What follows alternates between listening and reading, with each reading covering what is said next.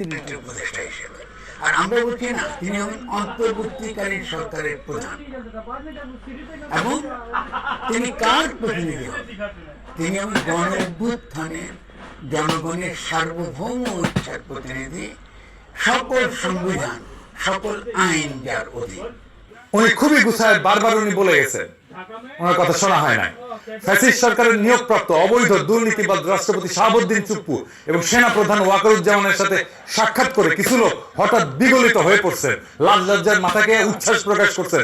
যদিও দেশবাসী ও সাধারণ মানুষ এদেরকে পতিত সরকারের দোসর, গণহত্যার জন্য দায়ী কর্মকর্তা এবং খুনি হাসিনাকে নির্বিঘ্নে পার করে দেওয়ার সহযোগী হিসেবে চিহ্নিত করছেন।